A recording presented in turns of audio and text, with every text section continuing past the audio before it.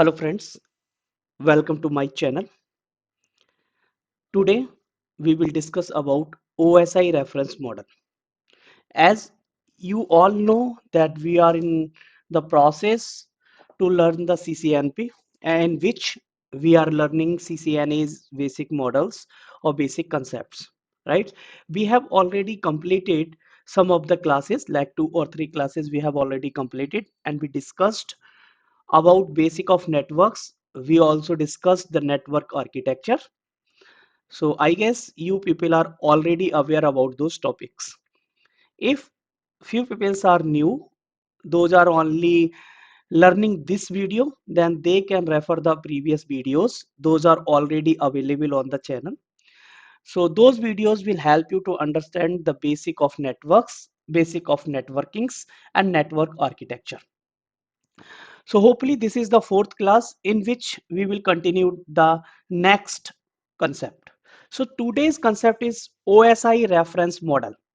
So first thing is, what is the OSI reference model? So before learning the OSI reference model, we have to know something about ISO. What is the ISO? Basically, ISO is the organization that is taking care the rules and regulation of the networks.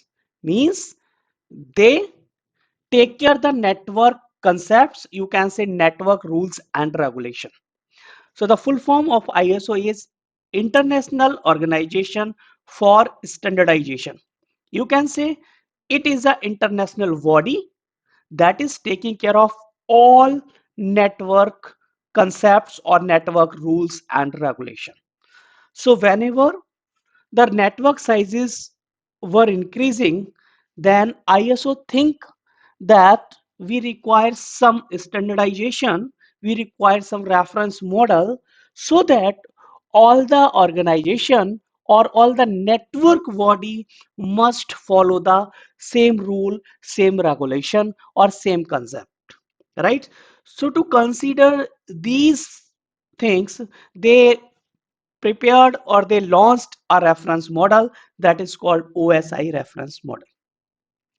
ISO released this model in 1984, right? So when, if in any interview or in any exam, you will got a question that when the OSI reference model launched, simply the answer is it is launched in 1984 by ISO. Right? There are, whenever you will learn CCNA, CCNP, you will find three words in the same pronunciation like ISO. So don't confuse with these names. ISO is the different organizational body that is taking care of the all rules and regulation of network. It is the stands for International Organization for Standardization. OSI, it is a reference model that we are going to learn today, and the full form of the OSI is Open System Interconnection. Next thing, iOS. It is a different thing. It is the software, or you can say operating system, that is work on router and switches. So the full form of iOS is Internetwork Operating System, right? So today we will learn about the OSI layer. What is the OSI layer? So OSI basically a reference model that is given by ISO to make or to run the network in proper way, right? So OSI reference model having 7 layers. Each layer defines that how packet or how data will travel from one location to another location, from source to destination, right? So each organization will follow this rule, will follow this kind of concept, right? So there are 7 layers. First, application layer, presentation layer, session layer, transport layer, network layer, data link layer, and physical layer, right? If you are a sender, you are sending some information, like you are having 2 computers, one computer is here and another computer is here, right? This computer is sending some information, then it will follow the sequence. First it will application layer, then presentation layer, then session layer, then transport layer, then network layer, data link layer, and physical layer. Whenever data will receive at receiver end, it will follow this sequence. Means the first layer will be the physical layer, then data link layer, then network layer, then transport layer, then session layer, presentation layer, and application layer. So this is the sequence of the layers whenever you are sending the data or receiving the data. From receiving we will start, from sending we will start from here. You can like refer this thing like this, and at the receiver end data will travel like this, right? So from application to application, from end to end data will travel like this. Now we will learn what is the function of application layer. Basically application layer provides you a user graphical interface on which user can interact with the applications, or you can say user can interact with the network. Like suppose you are a user and you are having a computer like this and you want to search something, then obviously you will use a web browser to open anything on the internet. That means you are interacting with the network with the help of your web browser. That means web browser is a application layer application. Next thing, if you are using any kind of mail, like you are using Yahoo Mail or something else, that means you are using a mail server or mail browser. That means you are using a web application layer applications, right? So application layer is basically responsible for applications like this, like email, web browser, chatting, Facebook. Like you are using Facebook applications, you are using Instagram application, you are using Google, you are using YouTube, anything where you are interacting with the network or it is providing you a interface, you can say user connect interface. That means this application is working on application layer. So basically application layer is providing you a interface to interconnect with the network or to providing a platform to communicate with the internet. So anything you are using and you are trying to connect with the network, that is the application layer, right? Each layer is having a PDU. PDU means protocol data unit. Each layer defines or each layer shares a name to the data.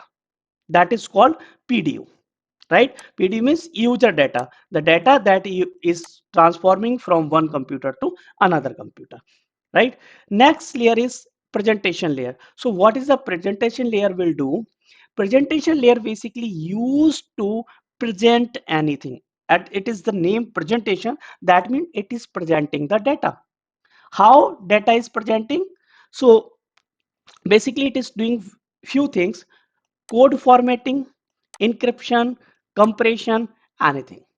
How it will present the data? Suppose you are a user and you are trying to send a mail.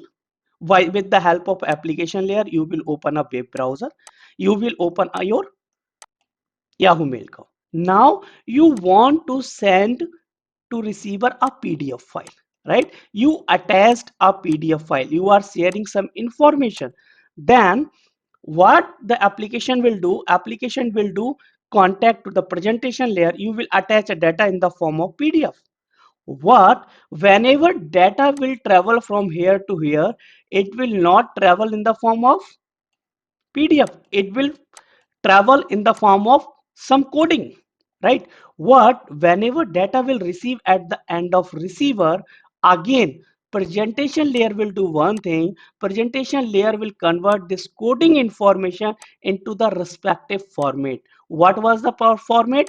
Format was the PDF. So whenever data will come here in the presentation form, presentation layer again convert the file into the form of PDF.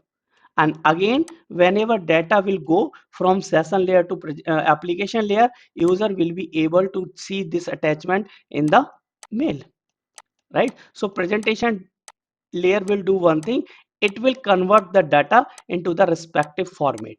If you sending a data in the form of PDF, at the end of receiver it will convert into the form of PDF. If you are sending a file in the form of JPG, it will again convert into the form of JPG. Suppose you are sending a MP3 file, right? So here it is at the end of sender, it is MP3 file. So at the end of receiver, it will be the MP3 file whenever it will represent to the application layer. So presentation layer is only presenting the data into the respective format, right? Next thing, it is also encrypting the data. If you are using some kind of encryption, why we use the encryption?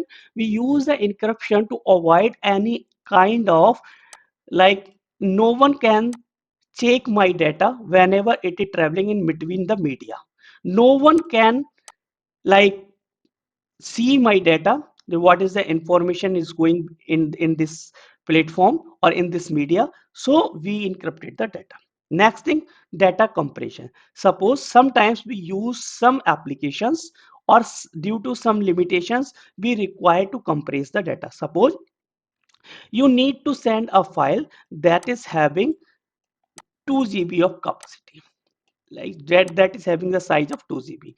What, due to the mailbox limitations, you can't send the file of 2 GB. What you will do, you will compress this file by any tool, so that it can be reduce the size in the format of the mail box, so that mailbox can accept it. So it will compress the data. What, whenever the data will received at the end of receiver, and it will send or it will check by the user or receiver, it will be the form of 2 GB. Means again this layer will decompress the data. So another task of presentation layer is to compress the data at sender end and decompress the data at receiver end. So this is the basically function of presentation layer. Now next thing is session layer. What will be the work of session layer? As it is having the name of session, that means whenever you are sending a data from, suppose you are having this kind of network, here you are here in the network and you have connected with this switch, right?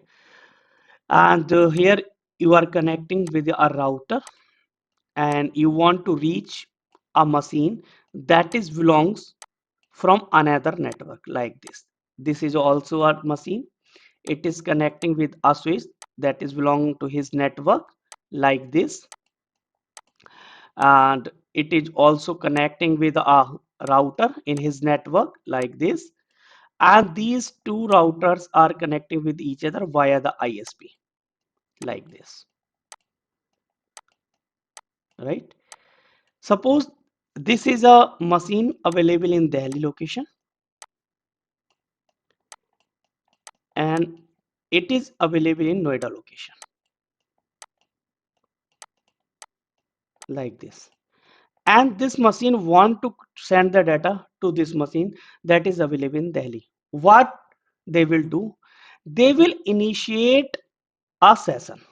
They will initiate a session like this. It will initiate a session with this machine, like this, and after that they can transfer the data. What will be the benefit of creating the session? Suppose this machine want to send a mail in this session, or want to share some information via the mail. Meanwhile, this user is also doing something else. Like this user is also using Facebook in his browser. Then how data will segregate? Like the same machine is communicating with a server, that is the Facebook server, like this, and this machine is also communicating with this user that is available in the Noida. So same machine is creating multiple communication. How will this machine identify which data is coming from the Facebook server, like this, and which data is coming from this particular user from Noida? It will create dedicated session between each communication. Means it will create a session with Facebook server and define a session ID to it, like it is defined session number 10 or something, and it will create another session to this user like this and define a number of 11 for example, right? So whenever data will coming from this session number 11, it will identify that this is the data for the communication, that is session belong to the Noida user. If any data is coming towards the session of 10, it will easily identify that this data is for Facebook server. So it is created the session. So session layer basically responsible for the communication. It creates the virtual circuits like this between source and destination. It coordinate to communicating between two systems like this, and it is also organize the communication, like what kind of communication is there. It is simplex, half duplex, or full duplex. We have already discussed what is the simplex, what is the half duplex, and what is the full duplex in last video. Simplex means we can do only one way communication.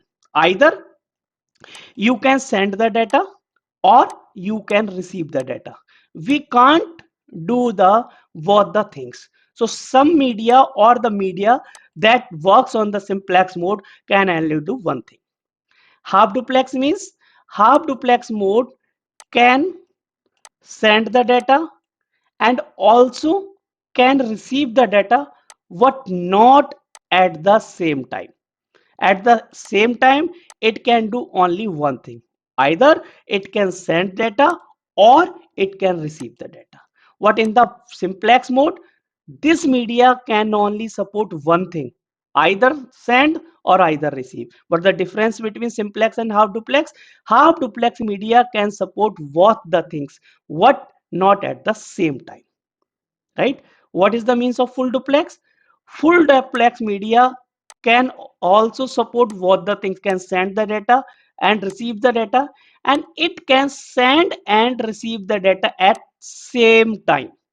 So that means the media or the devices those are working on full duplex mode is having the high bandwidth throughput compared than the half duplex. Reason being, if you want to send some data and you are having a media or device that is working on half duplex mode, that means you can send the data, but to receiving the data you have to wait.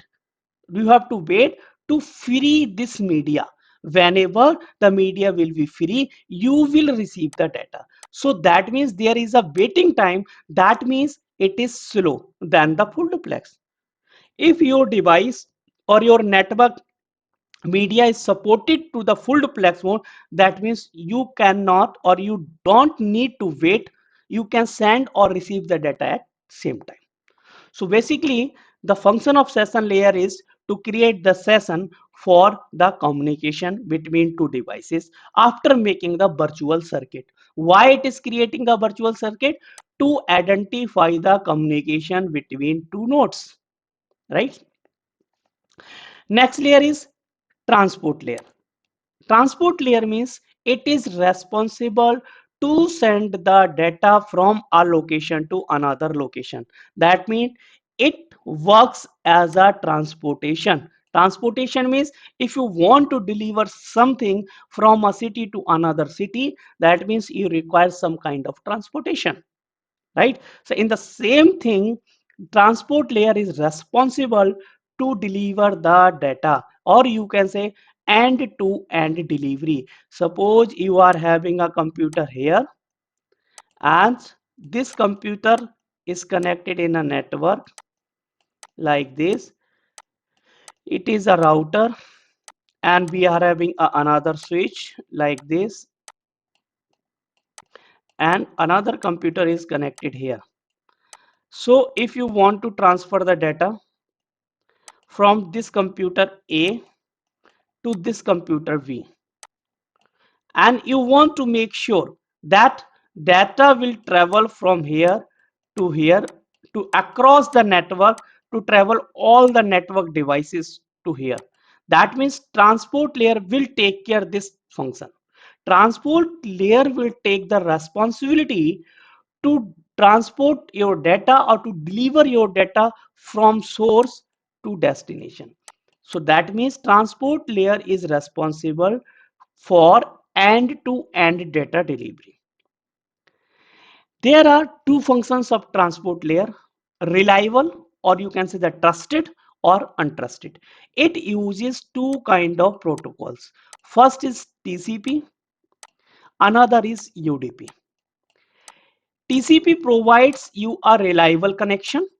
That means you can rely on the connections that my data will deliver. Suppose you want to, for example, you want to send a letter to your relatives. Then there are two ways. First, you can do a simple mail, means you can send a simple post, and another is called speed post. What is the difference between both?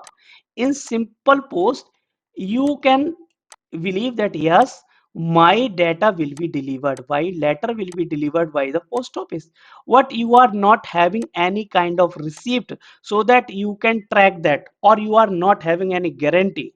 What if you are doing a speed post? That means you are having a registered details, you are having a receipt. Whenever you require to track your letter delivery, you can track by it, and you are having a trust that yes, this letter will be delivered within a time. That means this transportation is trusted or reliable, and it is not trusted or unreliable. So in the same thing, TCP is the reliable or trusted transport protocol. UDP is not the reliable or trusted protocol. TCP uses some sequencing, acknowledgement, and retransmission for providing you the reliability. How? Whenever data travels from a computer to another computer, suppose this is a computer, how it uses the sequencing? Let me define. Each computer is having a size that is called windowing. Suppose these computers are having the windowing size of 1. That means whenever the first computer will send a packet to this computer, it will wait. Whenever this computer will confirm that yes, I received the data, you can send packet number 2. This is called sequencing, means each packet is having a sequence number. Suppose it sent the request of packet 2, it will send the packet number 2. Now, if it is successfully received this sequence, it will again ask, yes, you can send the next packet, that is packet number 3. Suppose it sent the packet number 3, what somehow it not received the packet number 3. Again, it will send that please send me the next packet. Next packet means packet number 4. No. It will again ask packet number 3 that please send the packet number 3, means then this will do retransmission means again it will transfer the packet number 3, and whenever it will receive it, it will request for another packet. So this is the trustworthy information, like it is providing a trust that your data must be delivered from a location to another, from source to destination, by retransmission, acknowledgement, or something. What UDP is not providing such kind of facility to you. So some application require the trust nets or reliability. Where we require the trust nets or reliability, we use the TCP, and for other applications we use UDP. The applications those are using UDP are faster than the TCP. Reason behind that, because TCP is slow, because it is doing some processing in the VHAT. It is doing sequencing, acknowledgement, if required, do the retransmission. That is the reason it is slow than the UDP. The protocol data unit means the data that is transferring from a transport layer to another transport layer. It is in the form of segment, right? So on the transport layer, the PDU is called segment. If it is sending data from a location to another location, it will build the segment of those data and will put source port number and destination port number. Port number means whether the data or the segment that is carrying from here to there, it is a TCP port number or UDP, which kind of service it is. So it is identified via a port number, right? So it will put the source port number and destination port number on each segment. Now, next layer is the network layer. What is the mean of network layer? It provide you the network connectivity. Network connectivity means it provide you the connection of networks. What it will do? The PDU is called packet. On the layer of network, the data information is called packet and the address is called IP address. As you know, on the transport layer, data will be identified by the port number, TCP port number or UDP port number. What on network layer, data will be identified by an address that is called IP address. Right? IP address means it is a 32-bit address.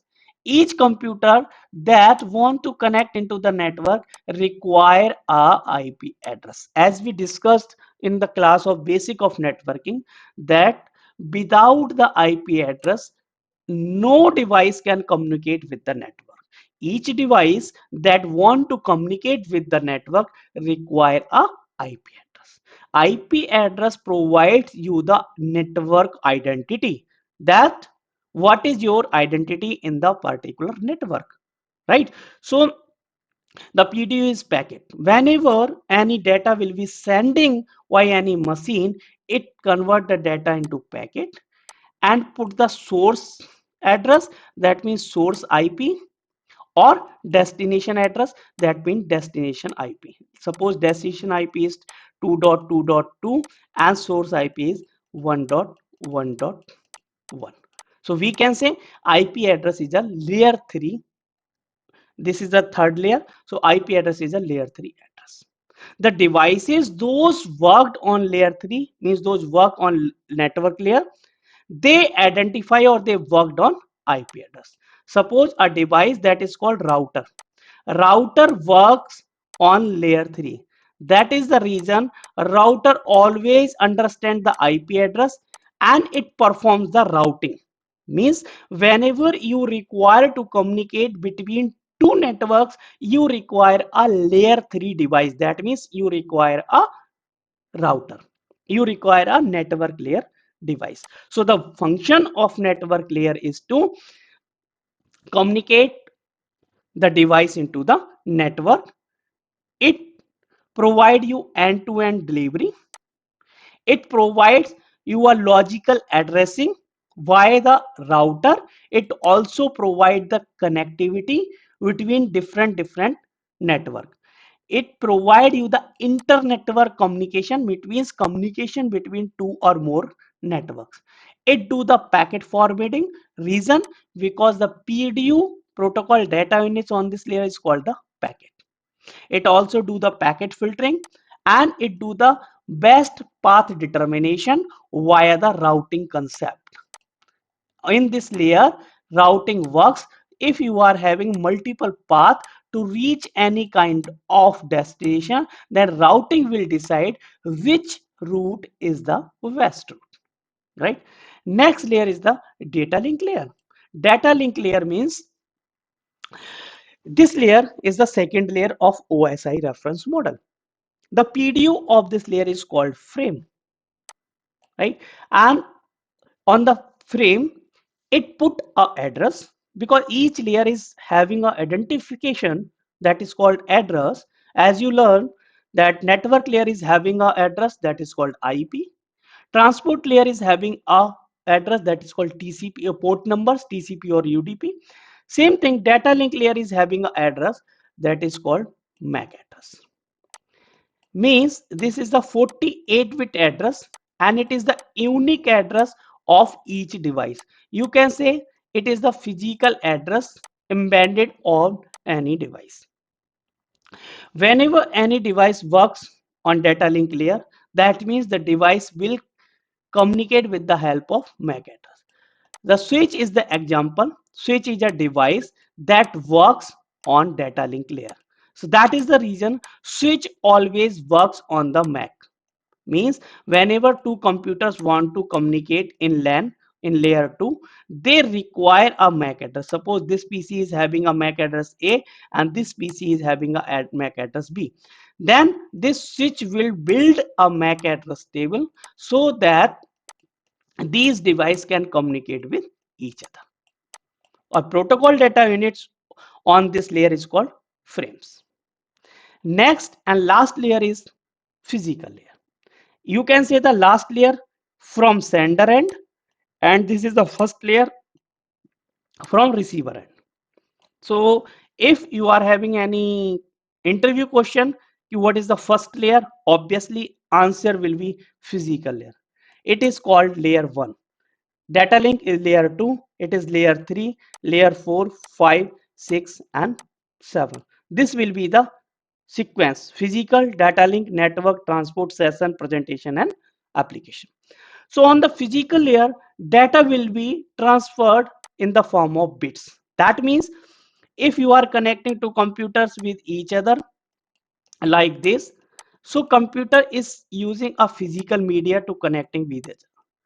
So data is traveling on this media in the form of 0 1 0 1 0 1. So this is the physical media, right? So physical media always work on physical layer, or you can say they on the layer 1. So the devices those are working on the physical layer will understand only the 0 1 0 1 0 1 0. So this is basically the architecture. The OSI reference model give you a reference that every device that belongs to a network will follow these mechanism. Means if data is traveling from a computer to another computer, they must follow this sequence: application, presentation, session, transport, network, data and physical. And data must be there. Why this approach, right? So this is a reference model ki whenever we will learn this kind of things, we will follow the steps. How will data transfer from a location to another location, right? For example, suppose let me define this thing to you by a example. Suppose this is a riding, this is a cycle, and you want, after riding a new Y scale, you want decide to move Bangalore or something here, and you want to move this cycle from here to there, right? So this is the application layer, means you are using this application. Now you want to send this to another location where you want to shift. That means you will do the proper direction. From where to there you will deassemble it or reassemble it, right? From the location you want to deliver it, you will assemble it, and the location on which you will receive it, you will reassemble it. Same thing will do by the data. Suppose you are creating a session, means you are making a call to the vendor or to the person who will transfer your voice skill that you have already assembled at your location. And you will do the transportation, means you have assembled your cycle and you have already make packets of the parts. Suppose you have packet the wheels, you have packet the other stuffs of your cycles and you packed it. Now you will marking on it, like transport layer will do the marking of the ports 1 2 3 something. Here you will do this thing, that I'm having 3 packets, and these packets are from the same data, means same packet that you want to transfer. You will put a address means you are doing network layer task. On networks you define a IP address. Here you will define your address, like I want to deliver this thing to my friend, or the mailing address, like address is building number 1 and street number this, and city is this, the pin and postal code is this, so that it can be easily identified and delivered to your location. So this is the task of network layer. Then what will the data link layer do? Data link layer will receive it and will identify the physical address, right? And then finally on physical layer, it will transport by the road media, air media, or like air transport or something else. Here in our case in the network, it will do by the physical layer, means your cabling or your media will route your data. Again at the end of receiver, it will receive at data link layer. That means these frames are received here. What it will do, it will deliver these on the address means that is the destination address, that means the network address. It will, transport layer will deliver it to the particular location.